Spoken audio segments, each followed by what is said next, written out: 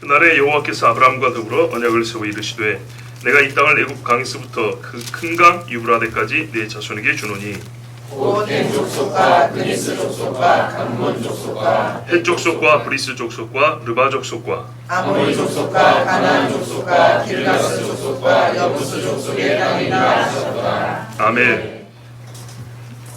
평안을 위한 기도죠. 자, 여러분, 현재 말이죠. 지금 휴전이 된 것 같긴 한데 이스라엘과 팔레스타인 지역의 하마스 무장단체하고 한 열흘 정도 전쟁이 있었죠. 전투로 하기 보기에는 너무 큰 규모였습니다. 많은 사람도 죽었고, 이 일에 대하여 세상 언론 그리고 정치 평론가들, 군사 전문가들 여러 사람들이 나름대로 평론을 합니다. 평가 있는 논변을 내놓는단 말이죠. 거기에 대해서 우리 그리스도인들이 어떤 시각을 갖고 있는가, 그 말을 그대로 받아들여도 좋은가. 저는 역시 기독교로서 정치 평론을 하자는 게 아니라 성경이 지금 이런 일들에 대하여 우리가 어떤 생각을 갖게 하시는가, 어떤 판단을 하게 하시는가에 대하여 우리가 지금 말씀을 드려야 하는 때라고 봅니다. 특별히 우리가 마지막 때는 분명히 이스라엘을 중심으로 한 대전쟁이 예언되어 있기 때문에 지금 하나의 전조로서 이 일들을 어떻게 봐야 되는가 매우 중요한데요. 그 중에 하나가 뭐냐면 전제 조건에 대한 바른 인식입니다. 뭐냐, 보통의 언론에서는 이렇게 말합니다. 이스라엘이 무자비하게 팔레스타인을 폭격하고 남의 땅에 들어와 사는 주제에 힘이 있어서 마치 깡패 노릇한다, 중동의 싸움닭이다, 이런 식으로 평회하는 것이 주류 언론의 말들입니다. 보통 그렇게 들리죠. 같은 이야기라도 저쪽에는 아이들 죽은 것들만 보여주고 이스라엘 사람들이 피해본 거는 별로. 왜 그런가요? 이스라엘이 일단 힘이 세거든요. 그러니까 이스라엘에 대해서는 좋지 않은 반유대적인 시각도 있고 또 국력이 강하기 때문에 팔레스타인 사람들에 대한 어떤 뭔가요 좀 동정심을 일으킬 만한 그런 보도들, 그리고 역사 이해, 성경적 이해가 결핍되어 있기 때문에 아주 치우치고 잘못되고 예수님에 대하여 미워서 잘못된 말을 퍼뜨린 것처럼 이스라엘에 대하여 굉장히 많은 말들을 퍼뜨리는데, 문제는 안 믿는 사람들은 그러려니 하거니와 믿는 사람들 역시도 주로 거기에 동조를 해서 이스라엘에 대한 생각들이 좀 삐뚤어져 있다는 거. 이스라엘과의 기도는 고사하고 정말 저놈들 나쁜 놈들 아니야, 예수도 죽였지, 주변 사람들도 죽이지, 요즘에 어린애들로 가차없이 때려 죽이지, 저 나쁜 놈들 아니야, 이렇게 보는 것은 주님이 오심을 준비하는 데 있어서도 굉장히 큰 지장을 줍니다. 그래서 오늘 우리의 신앙 양심과 역사적 사건, 사실에 근거해서 특별히 성경이 말씀하심에 따라서 우리가 이스라엘은 과연 이 세상이 말하는 것처럼 남의 땅을 차지해서 불법적으로 점거해서 약한 사람을 두드러 패는 나쁜 사람들인가? 그들이 다 의인이라는 뜻은 아닙니다. 적어도 세상의 판단이 옳은가에 대하여 죄인이로되 세상이 판단하는 것이 아니라 하나님의 판단으로 우리가 판단을 해봐야 되는데, 세상이 판단하는 것이 과연 하나님의 판단과 같은가에 대하여 우리가 한번 확인을 해보겠습니다. 준비되셨습니까? 예. 누가 시작한 싸움인가요? 하마스가 시작했죠. 분명히 이건 사실입니다. 로켓포를 수천 발을 쐈죠, 먼저. 그런데 결과적으로 누가 많이 죽었습니까? 예, 팔레스타인 지역에 있는 민간인들이 많이 죽었습니다. 그러면 이스라엘이 폭격을 했기 때문에 죽은 건 사실이죠. 그 죽음을 원하는 사람이 누군가요? 아무도 원하지 않았다고 말할 수 있겠지만 하마스에게도 원했습니다. 왜요? 보세요. 여론이 하마스에 유리하잖아요. 여론전을 펼쳐야 되기 때문에 그 결과를 생각할 때는 하마스가 오히려 원하는 것입니다. 그걸 어떻게 알 수 있습니까? 증거는요. 이스라엘에게 그냥 뚫고 갈 수 없기 때문에 땅굴을 팝니다. 땅굴을 파는데 이 땅굴은 군인들도 들어가지만 무기도 숨겨놓고요, 테러도 일으키고 도피하는 그런 통로로 엄청나게 다양한 규모의 아주 은밀하게 땅굴을 많이 팠습니다. 이스라엘 폭격한 데는 땅굴이 시장한 지점, 땅굴과 땅굴이 만나는 어떤 마디마디 지점, 그 포인트를 폭격한 겁니다. 그런데 이 사람들은 그걸 어디다 만드냐? 예, 민간인 거주 지역 밑으로 뚫고 가게 만듭니다. 일부러 학교 밑으로 뚫고 가고 병원 밑으로 뚫고 가고 주거지인 밑으로 뚫고 가게 합니다. 옛날에 아마 들으셨을 거예요. 로켓볼을 쏠 때도 민간인 집에 옥상에 와서 쏩니다. 그럼 원점 타격을 하면 어떻게 되겠어요? 저 자리 폭격하면 계속 쏘는데. 그래서 이스라엘에서는요, 팔레스타인 사람들 전화번호 다 있다 그랬어요. 그 집 사람들한테 전화를 줍니다. 빨리 피하세요. 몇 분 후에 폭격할 테니까. 무장 테러만 빼고 가족들은 다 나가라고. 그런데 어떻게 해요? 총딱 대놓고 나가면 다 죽어. 너희들 죽어야 돼. 이스라엘에 폭격 맞아 죽든지 우리 총 맞아 죽든지. 눈앞에 보이는 총이 더 무섭잖아요. 못 갑니다. 그럼 딱 두드려 맞습니다. 그럼 어떻게 해요? 남편은 밖에 있으라고 아내와 애들만 놓고 두드려 맞게 합니다. 그러면 애 시신 낳고 남편이 울겠어요, 안 울겠어요? 아빠가 울겠죠. 그 찰칵 그러면 게임 끝나는 겁니다. 자기들 힘이 약하니까 세상의 여론을 뒤엎으면 이스라엘을 공세할 수 있는 것입니다. 이런 식입니다. 그래서 이스라엘이 폭격한 지점들은 민간인이 안 죽을 수가 없습니다. 민간인이 지나는 지역으로 군사지역을 만들어놨기 때문이죠. 우리는 군사지역하고 민간지역은 분명히 구분되어 있죠. 민간인 지역에 군사지역이 있더라 여기는 철저히 경계를 다르게 하죠. 부대는 민간이 못 들어가게 하잖아요. 그런데 거기는 아예 민간인 지역에다가 군사시설을 집어넣었단 말이에요. 그것도 매우 위험한. 그대로 두면 이스라엘은 자기들이 죽어요. 여러분 입장 바꿔 생각을 해보세요. 입장 바꿔서 북한이 만약에 남한 서울을 그렇게 했을 경우에 우리는 뭐라고 했어요? 북한 사람 하나 죽으면 벌벌 떨겠어요? 내 새끼가 죽는데? 그런데 이스라엘에 대해서는 굉장히 부정적입니다. 그러죠? 오래된 마귀의 전략이 나왔기 때문이죠. 그 오래된 전략 중에 하나가 뭘까요? 기본적으로 이겁니다. 왜 그러니까 처음부터 남의 땅에 들어가? 그렇죠. 이 하마스 이 최근의 전쟁을 하나의 부분적인 것이고 크게 볼 때 애시당초 이스라엘이 남의 땅에 들어와서 불법 점거했기 때문에 생긴 일이 아니냐? 안 들어갔으면 될 거 아니냐? 맞습니까? 아니 그런 질문을 한다고요. 이 질문이 맞냐 그 말이죠. 세상이 하는 말이 아니 옳고 그름이 아니라 그 말을 하고 있냐 그 말이에요. 그렇게 하고 있죠. 네, 죄송해요. 두 번째는 일단 이 문제에 대해서 우리가 확인해 보고요. 그럼 과연 이스라엘은 주변의 나라들을 그렇게 침공하는 나라였는가? 이스라엘이 과연 주변 나라들을 그렇게 버릇같이 그러니까는 습관처럼 막 함부로 침공하는 그런 습관이 있는 나라인가? 그러고 보면 아니에요. 잘 보세요 여러분. 이스라엘의 국력이면요 6.1 전쟁 때 뺏은 나라도 안 돌려줘도 됩니다. 지금 러시아가 그루지아들 치러 가죠. 우크라이나 치러 가려고 그러죠. 그러죠. 힘 있으니까 주변 나라를 치고 먹으려고 그러죠. 이스라엘이 마음먹으면 할 수 있을까요 없을까요? 하고도 남죠. 근데 해요 안 해요? 안 해요. 그런 이스라엘인데 불법 점거를 했다고 하면서 이스라엘을 깡패로 몰아붙입니다. 과연 맞는가? 예. 제가 크게 질문 두 가지를 통해서 오늘 말씀도 듣고 시세도 분별하려고 합니다. 첫 번째, 가나안 땅이 아랍 사람들의 소유인가? 현재 팔레스타인 사람들 소유인가? 불법 점거한 건가? 두 번째, 이스라엘이 아랍 사람들을 공격해서 그들의 땅을 빼앗은 역사가 있는가? 즉 과거도 그랬고 지금도 그런 못된 버릇을 갖고 있는가? 이 두 가지 질문을 통해서 우리가 현 시세를 바로 판단할 것인데 성경에 다 답이 있습니다. 자, 먼저 보실까요? 오늘 창세기 15장에 보십시오. 성경은 하나님께서 아브라함과 그의 후손에게 주리라 약속하신 땅이 명시되어 있습니다. 그렇죠? 아브라함과 더불어 언약을 세웠는데 애굽 강에서부터 그 큰강 유브라데까지. 이게 뭐냐면 그 유프라테스 현재 시리아 있죠. 옛날 하맛 어기라고 되어 있는데 가나안 땅 맨 꼭대기까지 올라가면 시리아의 경계선이 있습니다. 거기서부터 애굽 시내 뭐냐면 이스라엘 남부로 내려가면 네겝 그 광야가 있어요. 그 광야의 끄트머리 가면 애굽과의 경계선이 하나의 강이 흘러요. 거기까지입니다. 아시겠죠? 자, 시리아와 애굽 사이가 이스라엘 준 땅이라고 되어 있어요.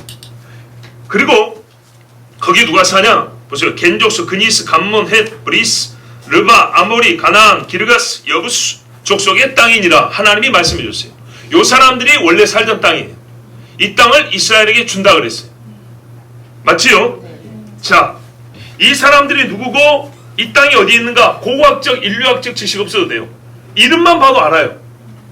요 이름을 가진 사람들이 사는 땅을 이스라엘에게 준다 그랬고 요 이름을 가진 사람들의 땅이 어디냐 했더니 시리아 남부부터 애굽 상부까지 그 사이에 있는 땅이라는 거예요. 우리가 지금 말하는 이스라엘 가나안 땅이라는 얘기예요. 쉽죠? 예, 여기가 하나님 주신 땅입니다. 그런데 우리가 그 땅 이름을 뭐라고 부르죠? 원래 가나안 땅이라고 불렀죠. 창세기 10장을 보세요. 15절에서 20절. 가나안은 장자 시돈과 헷을 낳고 또 여부스 족속과 아모리 족속과 기르가스 족속과 히위 족속과 알가 족속과 신 족속과 아로아 족속과 스말 족속과 하만 족속을 낳았더니 이후로 가나안 자손의 족속이 흩어져 나아갔더라. 가나안의 경계는 시돈에서부터 그란을 지나 가사까지와 소돔과 고모라와 아드마와 스보임을 지나 라사까지였더라. 이들은 함의 자손이라 각기 족속과 언어와 지방과 나라대로였더라. 아멘. 자, 시간 관계상 저를 보십시오. 지도가 있으면 좋은데 가나안이 차지한 땅이 어디냐면 바로 하나님이 이스라엘에게 주리라는 그 땅입니다. 하맛, 여기서부터 저 밑에 어디까지라고요? 그란. 옛날에 블레셋 있죠? 그 남쪽. 그리고 가사, 소돔과 고모라, 사해 있죠? 사해 약간 동쪽까지. 얘가 라사입니다. 그러니까 우리가 아는 대로 지도는 없지만 저희 손을 보시면 돼요. 시나 유프라테 강에서부터 이렇게 꺼서 요단강을 내려와서 사해를 만나죠. 사해와 요단강의 약간 우편까지. 그래서 아래를 이게 사해면은 약간 이렇게 비스듬하게 그어서 애굽 강이 흐르는 데까지. 그까지가 이스라엘 준 땅이에요. 시나이 반도 시작하는 데까지. 시내 반도 시작하는 데까지가 이스라엘 준 땅이에요. 근데 거기 누가 사냐면 창세기 10장에 보니까 가나안 족속이 살아요. 그래서 가나안 땅이라고 부른 거예요. 겁나기 쉽죠. 왜 가나안 땅이라고 불렀냐면 가나안이 사니까 가나안의 이름을 붙인 거예요. 얼마나 쉽습니까? 맞죠? 오케이, 좋습니다. 신명기 20장에도 오직 16절에서 18절에 오직 내 하나님 여호와께서 내게 기업으로 주시는 이 민족들의 성읍에서는 호흡 있는 자를 하나도 살리지 말지니 곧 헷 족속과 아모리 족속과 가나안 족속과 브리스 족속과 히위 족속과 여부스 족속을 내가 진멸하되 내 하나님 여호와께서 내게 명령하신 대로 하나 이는 그들이 그 신들에게 하는 모든 가짜한 일로 너희에게 가르쳐 본받게 하여 너희로 너희 하나님 여호와께 범죄케 할까 함이니라. 아멘. 자, 하나님이 뭐라 그래요? 너에게 기업으로 주시는 이 민족들의 성읍 그랬어요. 이 민족들 보니까 지금 여러 족속이 반복됐잖아요. 반복됐는데 대부분이 누구냐? 가나안의 후예들입니다. 히위 족속, 여부스 족속, 아모리 족속, 헷 족속 다 들어보셨죠? 두로와 시돈 다 가나안의 자식들입니다. 그래서 요 이름들이 반복됩니다. 아시겠죠? 자, 정리할게요. 하나님이 주라고 한 땅에 사는 사람들이 무슨 족속 했어요. 그랬어요. 창세기 신명기에 갔더니 그 땅에 들어가려고 했더니 여전히 그 족속이 그대로 살고 있어요. 그래서 너희가 들어가면 무슨 족속을 만날 거다.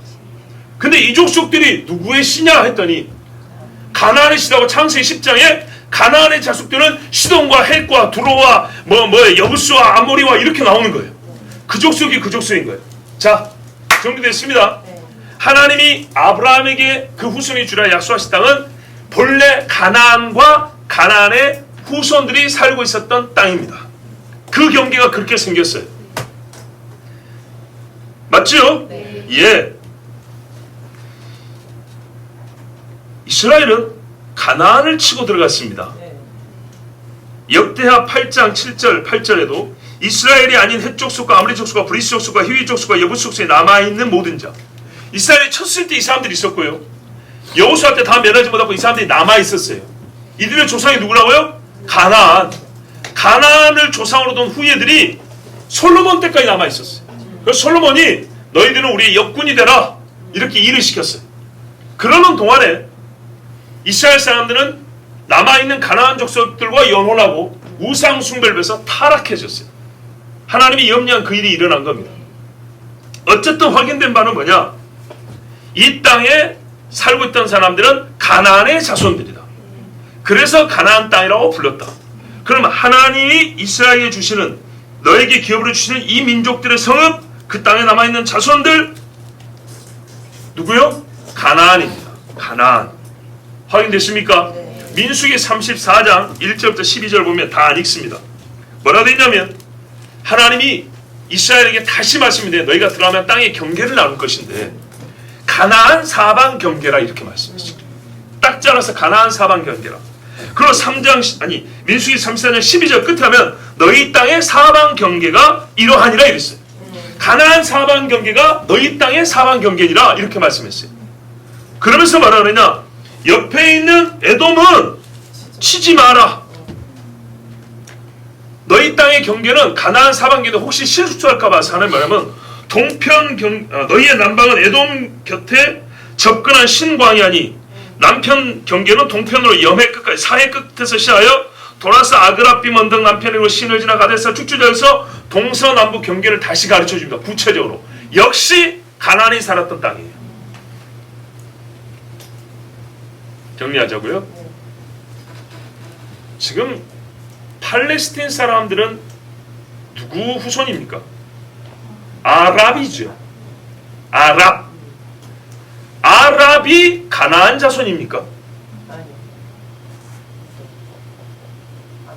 이스라엘은 아랍의 땅을 뺏은 적이 없다고요. 이스라엘은 가나안의 땅을 뺏었다고요. 역사는 확실히 짚고 넘어가자고요.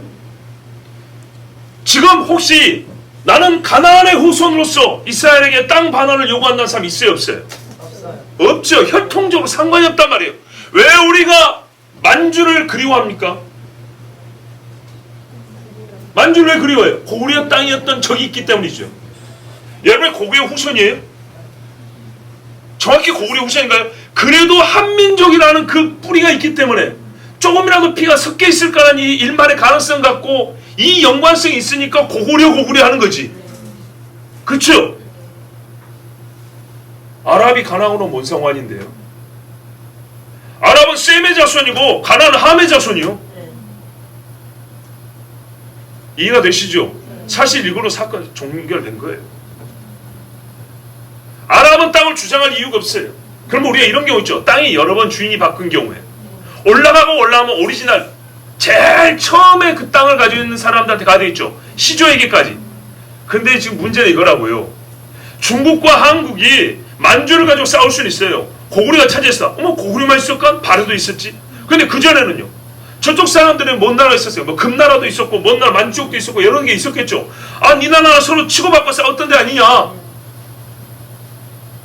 그러니까 서로 주장할 수 있겠죠. 그쵸? 꼭대기까지 올라가면 누구 조상이 맨 먼저 살았냐? 아니 따지면 거기까지 갈 수 있는 거 아니에요. 그런데요. 가나안 땅에는 아랍이 먼저 살지 않고 가나안이 살았다고요. 가나안이 뿌리라고요. 근데 문제는 가나안 족속이 지금 전멸했다 이 말입니다. 가나안족의 후예라고 자처하는 사람이 없어요. 조금 한두 사람 나왔을지 모르지만 어떤 집단을 이루어서 정치적인 요구를 하는 집단이 없다고요. 뭔 말인지 아시겠죠? 가나안의 후예가 공식적으로 없단 말입니다. 그런데 가나안 다음에 차지한 자가 이스라엘이란 말이죠. 근데 이스라엘은 바벨론에 잡혀가고 아수르에 잡혀가고 로마에 잡혔지만 다시 돌아오고 아랍이 그 땅을 차지하기 전에 있었단 말이에요. 타인에 의해서 빼앗기고 쫓겨난 것이니까 찾는다면 이스라엘에게 권리가 있단 말입니다.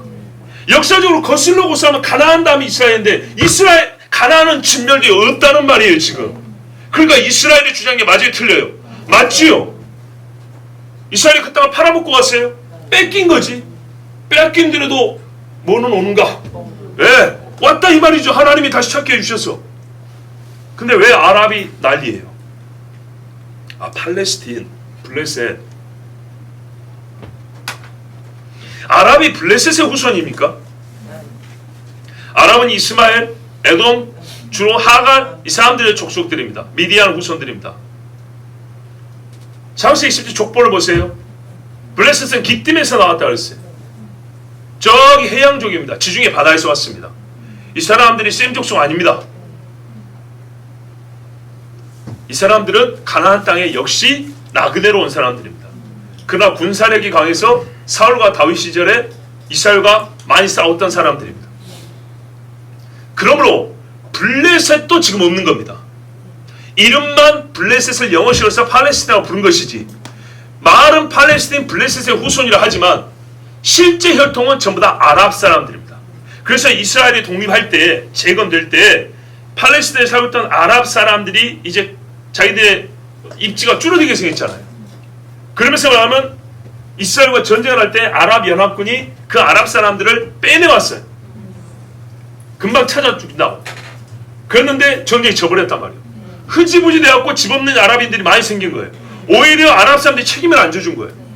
며칠 내에 이스라엘을 없애버리고 다시 너희가 살 땅 다 확보해 줄게. 잠시 나와봐. 아니면 좀 기다려봐. 이런 식으로 얘기를 했었어요. 근데 전쟁에서 복이 적혀졌고 그 뒤로 3번 더 져버렸어요. 그래서 형제들을 믿었던 아랍 사람들이 오히려 더 지금 난민이 된 거예요. 이스라엘이요. 가봐서 알지만은 아랍 사람도 잘 삽니다. 아랍 사람들이 여리고도 갖고 있죠. 베델도 갖고 있죠. 헤브론도 갖고 있죠. 베들레헴도 그 사람들이 살고 있죠. 이스라엘이 무력을 하면 못 뺏어요. 그거를. 그 코딱지를 못 뺏어요. 이스라엘이 참고 있는 겁니다. 서로 사이좋게 지내자고 받아주는 겁니다. 그렇지 않으면 진작에 없애버릴 수 있어요. 싹 쫓아버릴 수 있어요. 이스라엘 힘센 거 아시죠? 예. 그런데 여러분, 아랍 형제들이 아랍 사람들을 내팽개쳐가지고 지금 난민된 사람들이 그렇게 많이 있는 것입니다. 그런데 서로 간에 세뇌를 한 겁니다. 이스라엘 때문에. 그리고 우리 조상들이 살던 땅을 이스라엘이 뺏었다고. 그러나 엄밀히 말하면 이스라엘은 가나안의 땅을 뺏은 것이지 아랍의 땅을 뺏은 게 아닙니다. 이스라엘이 이 땅에서 쫓겨나는 동안에 아랍 사람들이 중간에 들어온 겁니다.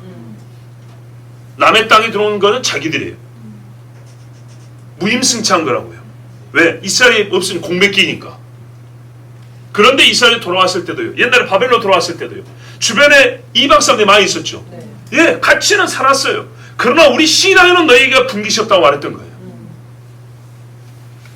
자, 하나님께서 왜 이 땅을 아브라함이 주셨을까요? 첫째는 하나님의 구속 섭리를 알아야 됩니다. 이 땅이 하나님의 선택한 땅입니다. 이에 대해서는 깊은 설명이 필요 없고요. 하나님이 그렇게 정하신 겁니다.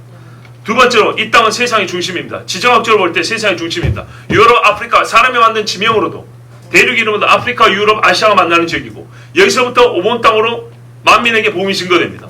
그리고 에덴 동산도 현재 이스라엘 내지는 그 근방에 있었던 것입니다. 왜? 거기서부터 강물이 흘러나오고 여러 민족들이 흩어나왔다는 성경의 기록을 보면 맞습니다. 그 근방이 에덴 동산에 있었던 것입니다. 즉 풍요롭고 번영을 줄 수 있는 곳, 이 땅에 하나님의 이름을 가진 사람들에게 걸맞는 에덴 비슷한 풍요가 있는 땅이었습니다. 기름진 땅, 적과 꿀이 흐르는 땅. 그래서 이방 사람도 탐냅니다. 누구라도 그 자리는 빈 자리는 다 들어가려고 합니다. 그래서 맨 처음에 욕심 많은 그리고 힘셌던 함의 자손이 들어간 겁니다. 그런데 여러분, 그럼 하나님이 이 땅을 이스라엘이 주려는 마음을 알겠어요. 그 섭리를 알겠어요. 그런다고 거기 살고 있던 가나안 족속들은 아무 이유 없이 쫓아냅니까? 그러지 않습니다. 지금 여러분 역사 중에 소멸된 민족이 한두 개가 아닙니다. 많은 민족이 소멸됐습니다. 어떤 동네는 나라가 하나 없어지고 동네 하나가 화산에 묻혀가지고 없어진 데도 있습니다. 섬이 바다에 깔아앉고 다 죽은 데도 있습니다. 그렇죠. 공통점이 있습니다. 하나님은 죄의 악이 만연하면 진멸한다 그랬습니다. 소돔과 고모라 보세요. 그들의 죄로 말미암아 하루아침에 잿더미 되어버렸습니다. 자, 그러면 똑같은 원리입니다. 소돔과 고모라가 잿더미가 됐는데 그 뒤에 누군가가 소돔과 고모라에서 지금 사는 사람이 있어요. 그러면 그 사람에게 그 소돔과 고모라 땅은 지금 살고 있는 사람이 주인인 거죠. 그렇죠? 그러면 소돔과 고모라에 후회가 없으니까 이 사람들은 주장할 것이 없죠. 남들이 주장할 것이 없죠. 그러면 하나님이 이 사람들에게 주려고 소돔과 고모라를 이유 없이 없앴냐? 죄 때문에 없앤 겁니다. 자, 이렇습니다. 가나안은 본인의 죄로 소멸된 겁니다. 하나님이 이스라엘에게 이 땅을 주고 싶으셔도 가나안이 죄가 없으면 내가 살아난 이삭에게 주기 위하여 모든 인간이 누릴 수 있는 풍요의 복을 일부러 뺏지는 않습니다. 가나안은 가나안의 죄로 말미암아 소멸될 때가 되었고 하나님은 그때에 맞춰서 이스라엘을 출급하셔서 연단하시고 집어넣으신 겁니다. 창세기 15장 16절 앞에 두 절 앞에 보세요. 내 자손이 4대 만에 이 땅으로 돌아오리니 이는 아모리 족속의 죄악이 아직 가득 차지 아니함이니라 하시더니 내 자손이 요셉 때가 되어 요셉의 후손 4대 만에 돌아올 때가 되면 그때쯤 되면 아모리 족속의 죄악이 가득하다는 거예요. 그러면 성경 말에 땅이 뱉어낸다 그랬죠. 그때가 되면 내가 아모리 족속을 칠 때다. 네가 아니라도 쳐. 바벨탑 싸우면은 니무롯을 치고 소돔의 죄가 쌓이면 내가 치는 것처럼 네가 아니어도 치는데 나는 이 땅을 너에게 주기로 정했어. 그러니까 이 타이밍이 맞아 들어간 겁니다. 하나님이 억지로 죄 없는 사람들을 죽인 게 아닙니다. 자, 이렇게 해서 이스라엘이 가나안에 들어왔어요. 또 가나안에 들어보니까 누가 있어요? 거인족들이 있었어요. 수많은 거인족들. 거인족들이 다른 데 안 살고 왜 하필이면 가나안에 몰려 살았을까요? 예, 영적인 겁니다. 이런 거는. 이스라엘을 하나님이 이곳에 둘 줄 알기 때문에 미리 진치고 있었던 겁니다. 그들이 대적한 자가 누굽니까? 다윗과 그의 백성입니다. 그래서 하나님께서는 세상에 약한 네필림 후손들이 남아있는 지역이기 때문에 희한하게 이스라엘과 그 주변에 네필림들이 많이 있었다 하지 않습니까? 에밈이라고 삼순민이라고 모압과 암몬에도 있었다 그랬죠. 그래서 이놈들은 영적으로 보면 마귀들이 이스라엘이 현재 이스라엘을 미워하는 것처럼 이스라엘의 하나님의 약속에 따라서 구속 섭리의 역사가 이루어지지 않도록 막으려고 자기들 딴에 애를 써서 가나안 족속들 제일 못된 것들, 제일 우상 숭배가 심한 애들, 영적으로 제일 타락한 애들, 거기다 거인까지 몰아붙여가지고 모아가지고 강력한 질을 형성하고 있었던 겁니다. 그래서 여호수아가 아무리 싸움을 해도 절대 못 이기는데 하나님이 절대 권능으로 단방에 박살을 내버린 겁니다. 어리석게도 인간들이 그것을 다 누리지 못하고 남겨두었으니 이 바보 같은 짓을 어떻게 누가 책임을 지겠습니까? 그 후손들이, 나와 내 후손들이 책임지다가 똑같이 그렇게 된 겁니다. 자, 하여튼 하나님은 이스라엘이 주기로 맹세하신 땅, 가나안 땅을 이스라엘이 연단을 마치고 가나안은 멸하시고 이스라엘을 그곳에 두셨습니다. 그러므로 그 땅의 소유권은 이제 이스라엘에게 있습니다. 그리고 현재 팔레스타인을 말하는 사람들은 우리는 과거에 블레셋 사람의 후손이요, 블레셋은 이스라엘에 오기 전부터 있었던 사람들 아니요 했지만 역시 정통 블레셋 후에는 없습니다. 아랍 사람들이 이름만 로마가 붙였는데 팔레스티나 한 것처럼 팔레스틴, 블레셋의 영어식 이름이라 했죠. 남이 붙여준 이름을 가지고 팔레스틴, 블레셋의 후예라고 말하지 실제로 블레셋의 후예는 아닙니다. 블레셋 사람들하고 아랍 사람들은 생김새가 다릅니다. 예, 종자가 다르다고요.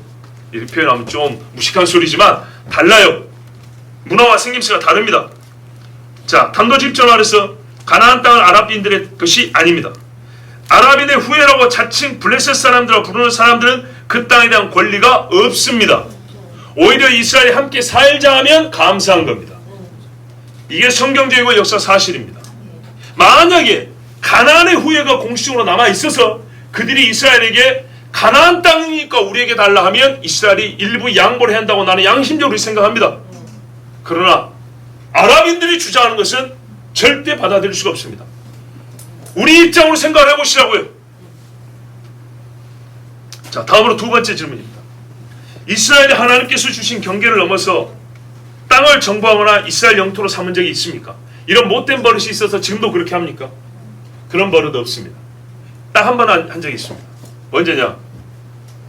하나님이 약속해 주신 땅의 경계를 넘어서 므낫세 반, 갓, 루벤 두 지파반이 요단강이 있으면 요단강 동편에 이렇게 넓게 땅을 차지했어요. 하나님은 요단강 기슭을 말했지 넓게 말한 적이 없어요. 자, 그 결과 어떻게 됐죠? 다 뺏겼습니다. 참 묘하기도요. 잠시 번영을 누리다가 다 뺏겼습니다. 포로기 돌아와서도 이쪽은 회복을 못해요. 지금도 회복을 못했죠? 그리고 이스라엘이 지금도 그쪽은 회복할 뜻이 별로 없어요. 바산 골란 고원 정도나 그렇지, 왜냐하면 군사적인 위치 때문에 한 1000m 고지대다 보니까 전쟁할 때 유리하단 말이죠. 그러나 그 옆에 지역을 옛날 므낫세 땅, 르벤 땅, 갓지파 땅을 얻겠다고 요르단을 다 먹겠다 이렇게 하지 않아요. 안 해요. 할 수 있는데 안 한다. 그리고 옛적에 그렇게 했던 건 하나님이 다시 뺏어갖고 남들에게 줘버렸어요. 그런데 여러분, 성경에 이스라엘이 전쟁의 기록이 많이 있지 않습니까? 싸워서 이겼더라는 거 많지 않습니까? 이스라엘은 타민족을 지배하고 정복하고 뺏은 적이 있지 않습니까? 그런 못된 버릇이 있어서 지금도 할 수 있는 거 아닌가요? 이렇게 생각하면 성경을 조금 더 보셔야 됩니다. 보세요. 이스라엘은요, 허락된 땅, 소멸된 민족의 땅 외에 정복하여 뺏은 적이 없습니다. 이스라엘은 형제들을 먼저 친 적이 없습니다. 다만 그들이 걸어온 전쟁에 응대한 것이고, 또는 역사적으로 피해를 본 일에 대한 원수갚음, 또 자기들의 영토를 보존하고 하나님의 심판의 대리자로서 한 싸움들입니다. 제가 반복하게 말하지만 이스라엘이 마음만 먹었으면 다윗 당시에 훨씬 더 많은 땅을 차지하고 다윗의 땅 할 수 있었습니다. 솔로몬 때도 마찬가지죠. 지금도 가능합니다. 그런데 그렇게 하지 않습니다. 그 손바닥만한 땅에서 만족하고 있습니다. 보세요.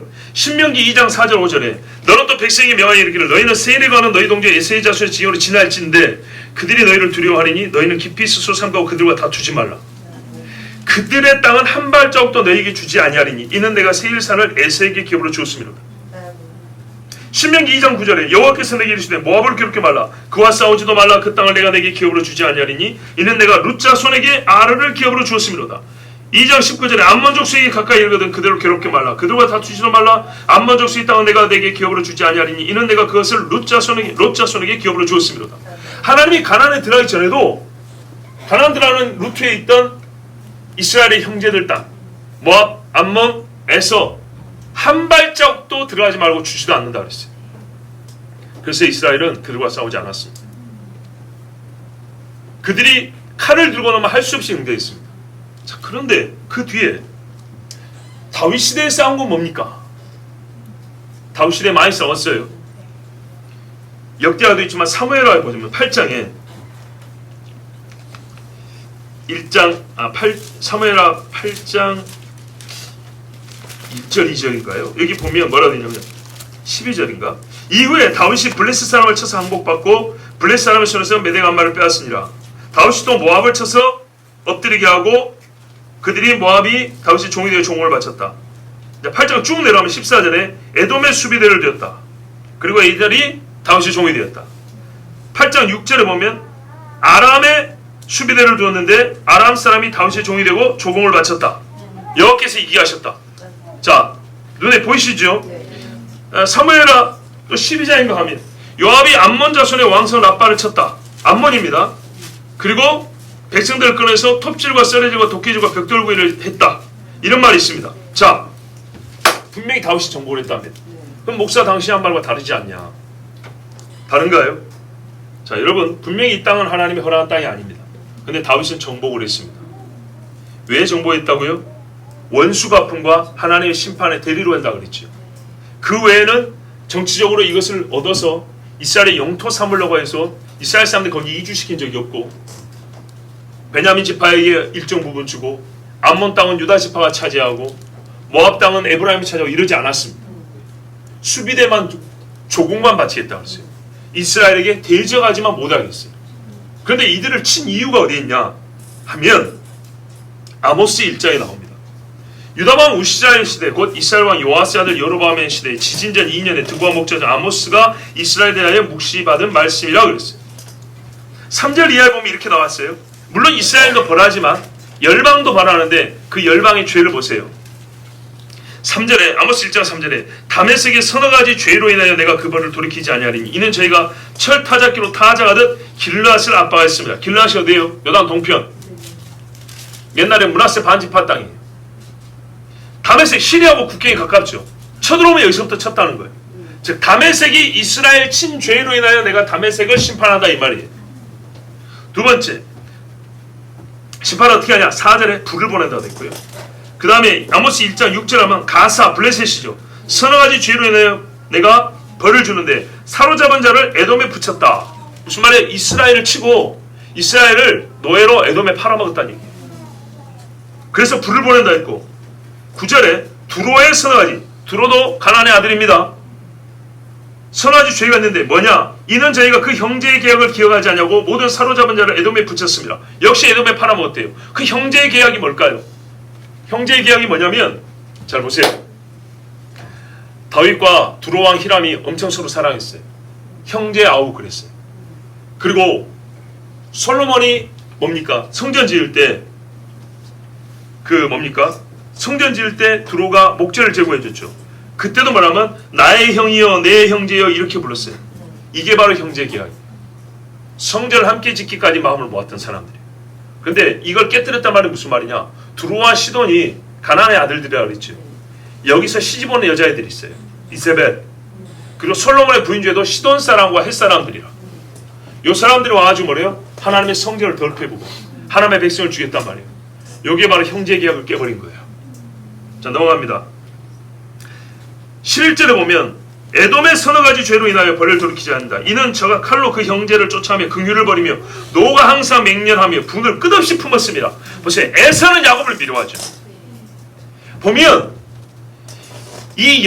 그 이스라엘 주변 나라들이 다 이스라엘을 미워하고 해치는데 귀결점이 에서한테로 가요. 왜? 에서가 제일 미워하고 에서가 이스라엘이라는 걸 제일 좋아하거든요. 그래서 우리가 이스라엘을 쳤어. 에서야 기쁘지. 우리가 이스라엘을 쳐서 받은 거야. 에서야 나눠 먹자. 이런 식이에요. 그래서 하나님이 에서의 땅 대만에 불을 보낸다 했어요. 13절에 암몬 자손의 서너 가지 죄가 있어요.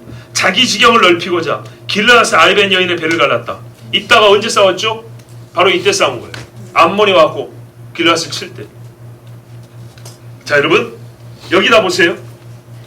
이 사람들이 이스라엘을 쳤고 지금도 이스라엘을 치는 사람들입니다. 이 사람들은 가나안이 아닙니다. 현재 이들이 아랍이라고 부르는 나라들의 조상들입니다. 그렇죠?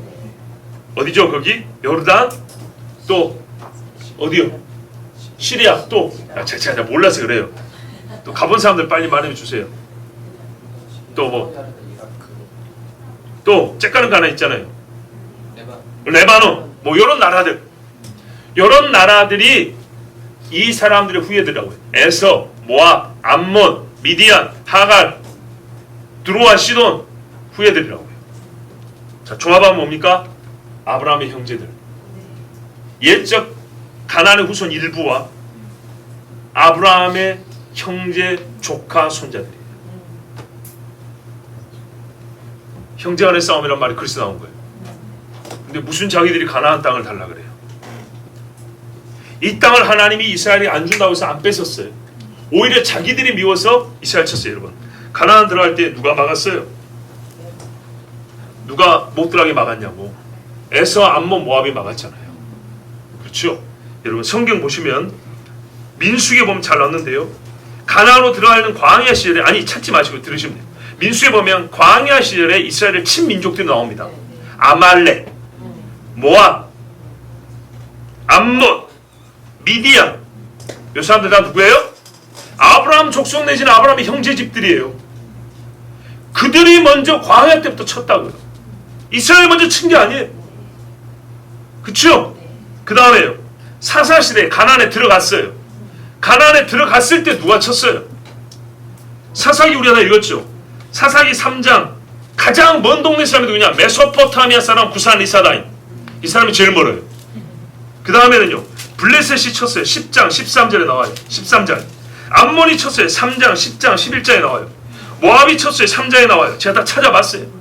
미디안이 쳤어요. 6장에 나와요. 6장 이화에 기드온 싸움 알죠? 미디안. 아말렉이 쳤어요. 3장에 나와요.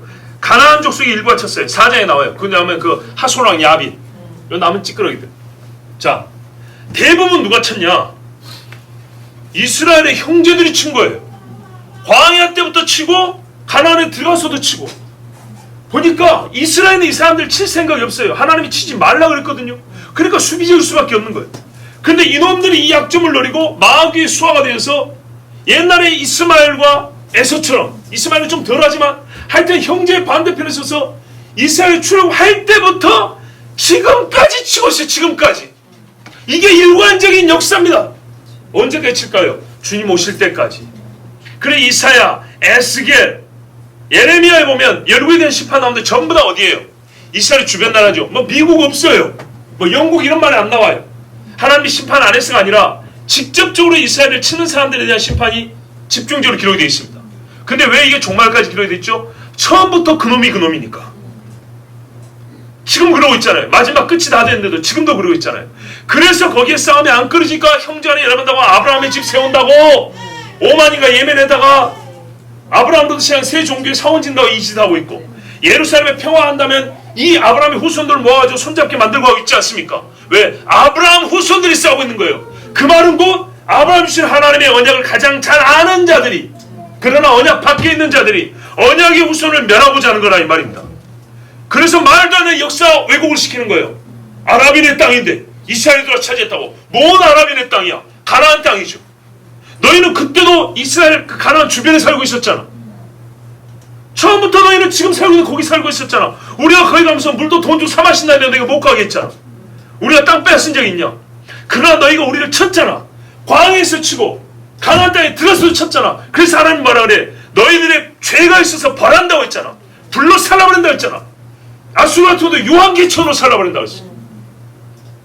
그래서 너희들을 심판하는 도구로 이스라엘을 하나님이 잠시 써서 하나님의 나라 다윗의 왕국을 해치지 못하도록 다윗이 수비대를 줬을 뿐이고 종을 삼아서 조공을 바치겠을 뿐이지, 언제 다윗이 거기 가서 지파들을 거기다 이주시켜서 완전히 이스라엘 땅으로 복속시켰냐? 그런 적은 한 번도 없다 이 말이죠. 지금도 가능하지만 안 한다는 말이에요. 역사를 보려면 제대로 봐야죠. 여러분, 이제 마지막 때 이야기 하나만 들어볼게요. 시편 83편 3절에서 8절만 보겠습니다. 두 번째 본문이죠. 지금 들은 말씀으로도 상당히 우리에게 하나님 주신 귀한 통찰이 있지만 조금만 하나 더 보겠습니다. 83편 3절부터 8절 한 목소리 읽습니다. 시작. 그들이 주의 백성을 치려하여 간계를 꾀하며 주께서 숨기신 자를 치려고 것으로 의논하여 말하기를 가서 그들을 멸하여 다시 나라가 되지 못하게 하여 이스라엘의 이름으로 다시는 기억되지 못하게 하자 하나이다. 그들이 한 마음으로 의논하고 주를 대적하여 서로 동맹하니 곧 에돔의 장막과 이스마엘인과 모압과 하갈인이며 그발과 암몬과 아말렉이며 블레셋과 두로 사람이요 아수르도 그들과 연합하여 롯 자손의 도움이 되었나이다. 아멘. 지금 전 세계적으로 나라가 다른 나라에 대하여 없애버리겠다고 공공연하게 외치는 데가 누굽니까? 북한하고 이란입니다. 이란은 이스라엘 없애버리겠다고, 북한은 미국을 없애겠다는 말도 안 되지만 그런 소리를 하고 있죠. 정도의 차이는 있지만 보십시오. 성경에 나와 있잖아요. 누가 한대요? 롯 자손이 중심이 돼요. 보세요. 롯 자손에게 연합한다 그랬죠. 롯 자손이 중심이 되고 아브라함의 후손들이 이삭의 뿌리 줄기가 아닌 이스마엘이나 에서나 이쪽 줄기 사람들이 또 그 애굽 여자 하갈이 낳은 하갈, 그리고 아브라함이 후처를 또 맞이했죠. 그두라. 여기서 난 자식들이에요. 제가 여기서 난 자식 아말렉 요래요. 자, 요 사람들이 전부 다 어떻게 해요? 뜻을 모아가지고 롯 자손을 중심, 모압과 암몬을 중심으로 해서 이스라엘을 없애버리자 그런데요. 한 마음으로 연합을 했대요. 나라가 되지 못하게 하자. 그럼 이스라엘이 나라가 됐을 때 이야기잖아요. 옛날에도 나라가 됐을 때도 그렇고 지금도 그렇고 마지막까지. 하나님 말씀이 얼마나 정확합니까? 하나님이 이 사람들을 가나안이라고 불렀습니까? 혹시 여기 아무리 족속 있습니까? 히위 족속 있습니까? 없지요. 없어요. 아브라함의 후손 이스마엘과 에서 그두라의 후손들, 그리고 일부 남아있는 약간의 가나안 사람과 블레셋과 아수르 후손들, 그들이 자기들의 힘으로 안 되기 때문에 롯 자손의 오른팔 왼팔이 되어서 그들과 연합하여 이스라엘을 치는데 나라가 되지 못하게 없애버리자라는 한 가지 구할에 모인다고 했습니다. 그런데 우리가 지금 이것을 눈앞에 보고 있는데 어찌 다른 방법과 다른 길로 해석할 수 있단 말입니까? 우리 눈에 그렇게 보이고 있는데. 자, 여러분, 이 일은요 하나님이 발람을 통해서도 예언하신 바예요. 민수기 24장에 발람이 예언했는데 뭐라고 그랬냐? 17절 이하에 보면 내가 그를 볼 것이나 지금이 아니면 내가 그를 바라볼 것이나 가깝지 않도다. 한 별, 그라 그랬으니까 메시아죠. 한 별, 메시아.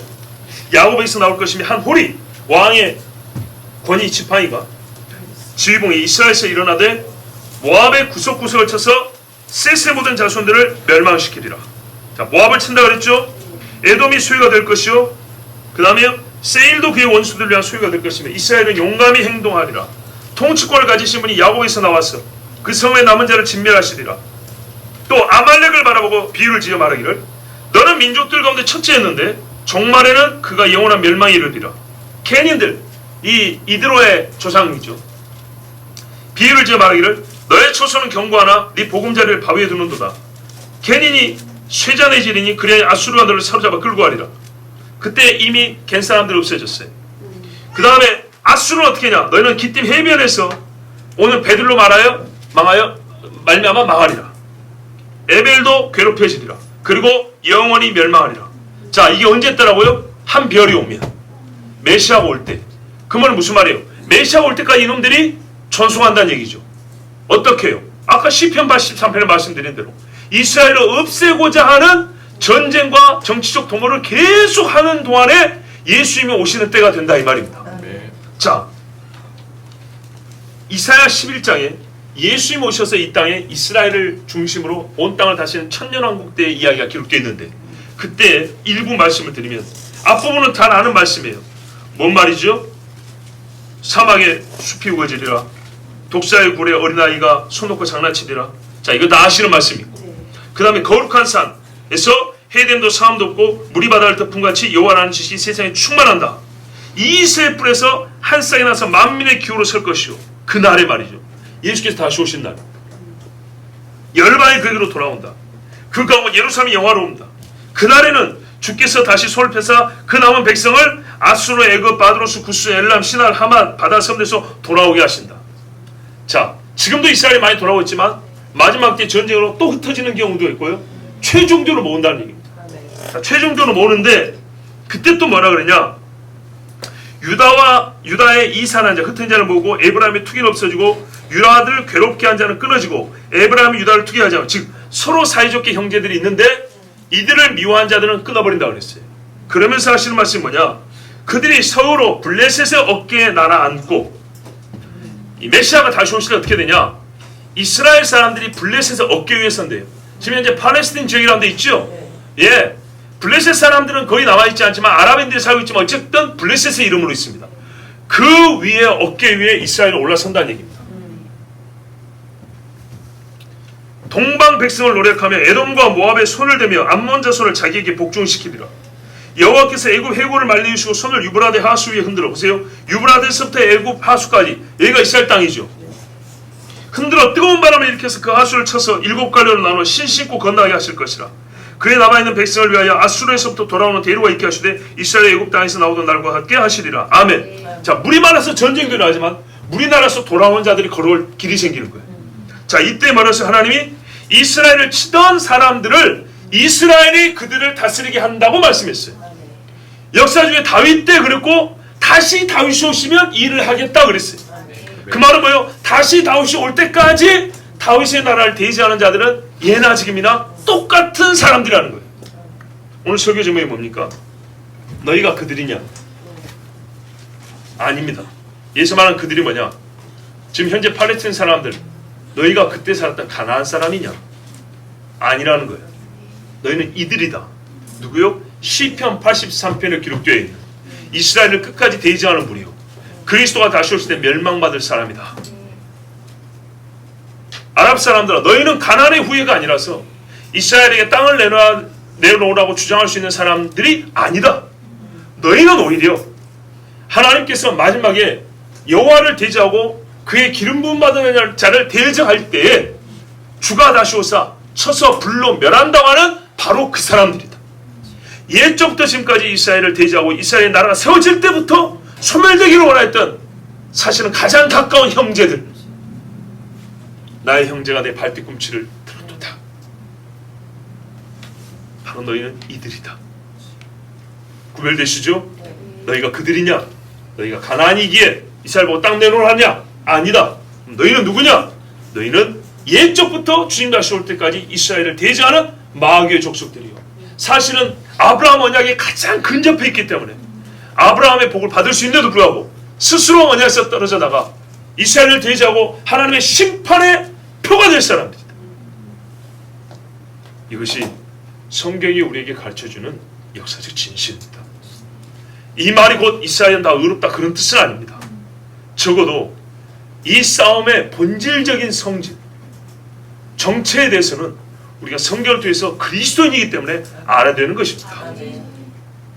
그러므로 우리는 하나님 말씀대로 예루살렘의 평화를 기도하되, 정치인들이 말하는 정치적 평화 아닙니다. 신앙적 일치가 아니고서는 절대 평화가 있을 수 없습니다. 가장한 신앙적 평화로 예루살렘에 무언가를 지을 수는 있습니다. 그건 세상 사람들이 하는 것이고요. 우리는 정말로 그리스도 예수를 나의 주로 모시는, 나의 구원자로 모시는 이스라엘 사람들이 일어나서 진실로 하나님을 경외하는 제사장 나라가 되기를, 이것이 우리가 기도할 바입니다. 그들의 역사적 과거도 크긴 합니다. 그들의 타락은 이루 말할 수가 없습니다. 그러나 지금 저는 그걸 논한 게 아닙니다. 과연 그 땅이 누구의 땅이냐? 그 땅의 의미가 무엇이냐? 이 전쟁이 어디서 시작됐고 어디까지 갈 것이냐? 대한 역사의 큰 흐름을 본 것입니다. 적어도 우리가 이 시각을 가져야 이스라엘과 그 주변 나라에 대해서 주님 오심에 대하여 뭔가를 모르지 아니하고 아는 자로서 기도할 수 있습니다. 우리 이 사람 함께 기도합니다. 하나님,